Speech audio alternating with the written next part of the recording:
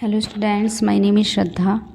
और जो भी सीजीपीएससी और सीजीव्यापम की तैयारी कर रहे होंगे उनको पता ही होगा कि एडीईओ को वित्त विभाग से अनुमति प्राप्त हो गई है। उसके 237 पदों पर वित्त विभाग से अनुमति प्राप्त हो गई है।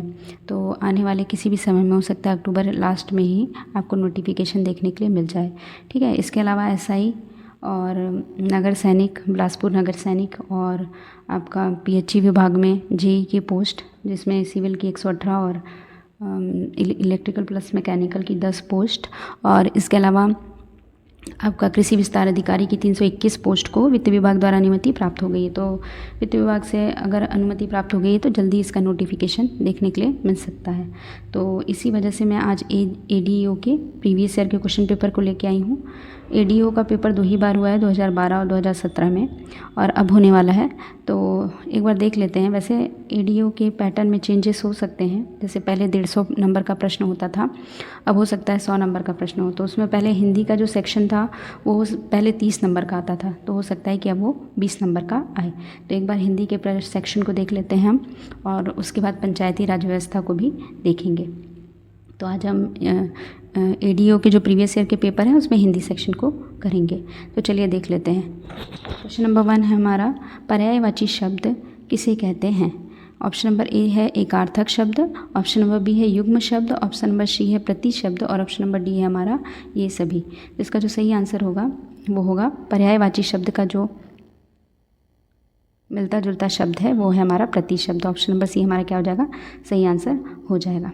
आगे बढ़ते हैं, अगला क्वेश्चन देखते हैं। क्वेश्चन नंबर 2 है हमारा, निम्नलिखित में हरकत शब्द का अनेकार्थी चुनिए। ठीक है। अनेकार्थी कहिए या पर्यायवाची, इनका सबका एक ही मतलब होता है। मतलब किसी भी एक शब्द के अनेक अर्थ जब निकल के आते हैं तो उसको अनेकार्थी शब्द कहते हैं। ठीक है। तो ऑप्शन नंबर ए है हमारा सेहत और छुटकारा, ऑप्शन नंबर बी है हमारा दंड सजा, ऑप्शन नंबर सी है हमारा नतीजा फल, और ऑप्शन नंबर डी है हमारा गति चेष्टा। तो हमारा जो सही आंसर होगा वो होगा ऑप्शन नंबर डी, गति चेष्टा। हरकत करना मतलब किसी तरह की चेष्टा करना या कुछ कार्य करना। ठीक है। तो इसका जो सही आंसर होगा वो होगा गति चेष्टा, ऑप्शन नंबर डी। अगला क्वेश्चन देखते हैं। क्वेश्चन नंबर 3 हमारा, खुशबू शब्द किस उपसर्ग से बना है। तो देखिए, उपसर्ग किसे कहते हैं, जो आगे लगते हैं। ठीक है। जो शब्द आगे लगते हैं उन्हें उपसर्ग कहते हैं, और जो पीछे लगते हैं उन्हें प्रत्यय कहा जाता है। तो यहाँ खुशबू, ठीक है, तो अगर हम इसका संधि विच्छेद करें तो खुश प्लस बू होगा। ठीक है। खुश प्लस बू होगा, बू यानी बदबू। ठीक है। तो खुशबू में जब हम खुश लगाएंगे तब वो क्या बन जाएगा, खुशबू। तो इसका जो सही आंसर होगा वो होगा ऑप्शन नंबर बी। आगे बढ़ते हैं, अगला क्वेश्चन देखते हैं। क्वेश्चन नंबर 4 है हमारा, प्रत्यय शब्द कितने शब्दों से मिलकर बना है। तो प्रत्यय शब्द, ऑप्शन नंबर ए दिया हुआ है 1, ऑप्शन नंबर बी दिया हुआ है 2, ऑप्शन नंबर सी दिया हुआ है 3, ऑप्शन नंबर डी दिया हुआ है 4। तो देखिए, जो प्रत्यय शब्द है वो 2 शब्दों से मिलकर के बना हुआ है, प्रति प्लस आय। ठीक है। इन 2 शब्दों से मिलकर के क्या बना है, हमारा प्रत्यय बना है। आगे बढ़ते हैं, अगला क्वेश्चन देखते हैं। क्वेश्चन नंबर 5 हमारा, साल दर साल में कौन सा समास है। ऑप्शन नंबर ए दिया हुआ है तत्पुरुष समास, ऑप्शन नंबर बी दिया हुआ है कर्मधारय समास, ऑप्शन नंबर सी दिया हुआ है हमारा अवयवी भाव समास, और ऑप्शन नंबर डी दिया हुआ है हमारा द्वंद्व समास। ठीक है। तो देखिए, साल दर साल जो है इसको बहुत सारे लोग द्वंद्व समास से क्या कर सकते हैं, कंफ्यूज हो सकते हैं, क्योंकि द्वंद्व समास का अर्थ होता है ऐसा शब्द जिसमें दोनों पद क्या होते हैं, प्रधान होते हैं। ठीक है। लेकिन यहाँ जो साल दर साल है ये हमारा अवयवी भाव समास का उदाहरण है। ऑप्शन नंबर सी हमारा क्या हो जाएगा, सही आंसर हो जाएगा। आगे बढ़ते हैं, अगला क्वेश्चन देखते हैं। क्वेश्चन नंबर 6 है हमारा, द्वंद्व समास के कितने भेद हैं। ऑप्शन नंबर ए दिया हुआ है 2, ऑप्शन नंबर बी दिया हुआ है 3, ऑप्शन नंबर सी दिया हुआ है 4। ये क्या होगा, ऑप्शन नंबर सी दिया हुआ है 4, ऑप्शन नंबर डी दिया हुआ है 5। ठीक है। तो देखिए, जो द्वंद्व समास है इसके 3 भेद होते हैं। कितने होते हैं, 3 भेद होते हैं। तो ऑप्शन नंबर बी हमारा क्या हो जाएगा, सही आंसर हो जाएगा।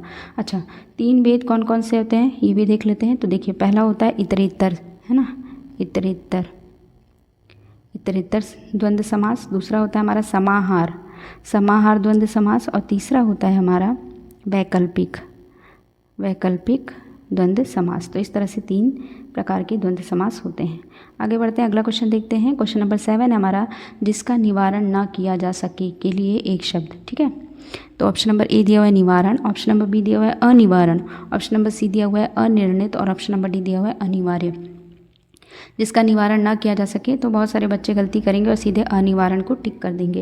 लेकिन देखिए, जिसका निवारण ना किया जा सके उसे हम अनिवारणीय या अनिवार्य कहते हैं। तो हमारा सही आंसर क्या हो जाएगा? Option number D.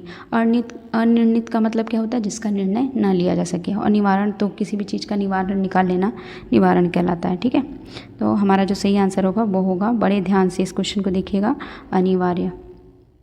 आगे बढ़ते हैं, अगला क्वेश्चन देखते हैं। क्वेश्चन नंबर 8 है हमारा, माँ ने बच्चे को बुलाया, यह किस कारक का उदाहरण है? ऑप्शन नंबर ए दिया हुआ है कर्ता कारक, ऑप्शन नंबर बी दिया हुआ है कर्म कारक, ऑप्शन नंबर सी दिया हुआ है करण कारक, ऑप्शन नंबर डी दिया हुआ है अपादान कारक। तो देखिए, माँ ने क्या किया है? कर्म किया है। ठीक है, बच्चे को बुलाकर क्या किया है? कर्म किया है। तो इसका जो सही आंसर होगा वो होगा कर्म कारक। और इसकी जो विभक्ति होती है कर्म कारक की, वो क्या होती है? को होती है। ठीक है, इसके साथ कारक के कितने भेद होते हैं ये भी प्रश्न बन सकता है। तो कारक के 8 भेद होते हैं। कौन कौन से? कर्ता कारक, कर्म कारक, करण कारक, संप्रदान कारक, अपादान कारक, संबंध कारक, अधिकरण कारक और संबोधन कारक। तो आपको याद होना चाहिए। ठीक है, आगे बढ़ते हैं, अगला क्वेश्चन देखते हैं। इसका सही आंसर था ऑप्शन नंबर बी, कर्म कारक। आगे बढ़ते हैं, अगला क्वेश्चन देखते हैं। क्वेश्चन नंबर 9 है हमारा, संख्यावाचक विशेषण के कितने प्रकार हैं? ऑप्शन नंबर ए दिया हुआ है 2, ऑप्शन नंबर बी दिया हुआ है 3, ऑप्शन नंबर सी दिया हुआ है 4, ऑप्शन नंबर डी दिया हुआ है 5। ठीक है, तो देखिए, संख्यावाचक विशेषण जो है इसके होते हैं हमारे दो प्रकार। ठीक है, कौन कौन से? संख्यावाचक, निश्चित संख्यावाचक विशेषण और अनिश्चित संख्यावाचक विशेषण। ठीक है, आगे बढ़ते हैं, अगला क्वेश्चन देखते हैं। क्वेश्चन नंबर 10 है हमारा, दुखी होना किस क्रिया का उदाहरण है? ऑप्शन नंबर ए दिया हुआ है सहायक क्रिया, ऑप्शन नंबर बी दिया हुआ है पूर्वकालिक क्रिया, ऑप्शन नंबर सी दिया हुआ है नामबोधक क्रिया और ऑप्शन नंबर डी है उपरोक्त में से कोई नहीं। तो देखिए, दुखी होना एक तरह की नामबोधक क्रिया है। ठीक है, तो ऑप्शन नंबर सी हमारा क्या हो जाएगा? सही आंसर हो जाएगा। आगे बढ़ते हैं, अगला क्वेश्चन देखते हैं। अर्थ की दृष्टि से, क्वेश्चन नंबर 11 है हमारा, अर्थ की दृष्टि से वाक्य के कितने भेद हैं? ऑप्शन नंबर ए दिया हुआ है 2, ऑप्शन नंबर बी दिया हुआ है 4, ऑप्शन नंबर सी दिया हुआ है 6 और ऑप्शन नंबर डी दिया हुआ है 8। तो देखिए, जब हम अर्थ की दृष्टि से देखते हैं तो वाक्य के 8 भेद होते हैं। ऑप्शन नंबर डी हमारा क्या होगा? सही आंसर होगा 8 भेद। कौन कौन से भेद होते हैं? विधानवाचक वाक्य, ठीक है, निषेधवाचक वाक्य, प्रश्नवाचक वाक्य, विस्मयादिवाचक वाक्य, आज्ञावाचक वाक्य, इच्छावाचक वाक्य, संकेतवाचक वाक्य और संदेहवाचक वाक्य। इस तरह से 8 प्रकार के वाक्य होते हैं। आगे बढ़ते हैं, अगला क्वेश्चन देखते हैं। क्वेश्चन नंबर 12 है हमारा, घड़ों पानी पड़ जाना मुहावरे का सही अर्थ है? ऑप्शन नंबर ए दिया हुआ है स्नान करना, ऑप्शन नंबर बी दिया हुआ है परेशान होना, ऑप्शन नंबर सी दिया हुआ है अत्यंत लज्जित होना और ऑप्शन नंबर डी दिया हुआ है सिर पर पानी डालना। तो इसका जो सही आंसर होगा वो होगा अत्यंत लज्जित होना। ऑप्शन नंबर सी हमारा सही आंसर होगा।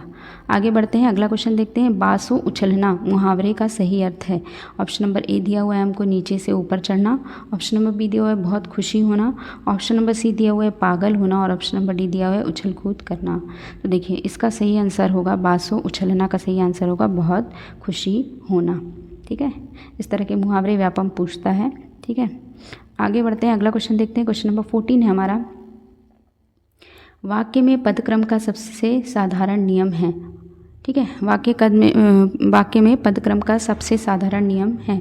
ऑप्शन ए दिया हुआ पहले कर्ता फिर कर्म फिर क्रिया, ऑप्शन नंबर बी दिया हुआ पहले कर्म फिर क्रिया फिर कर्ता, ऑप्शन नंबर सी दिया हुआ उनको पहले क्रिया फिर कर्म फिर कर्ता और ऑप्शन नंबर डी दिया हुआ इनमें से कोई नहीं। तो देखिए, जो सही आंसर होगा, पदक्रम का जो साधारण नियम करता है वो कहता है कर्ता कर्म और क्रिया। ठीक है, कर्ता कर्म और क्रिया।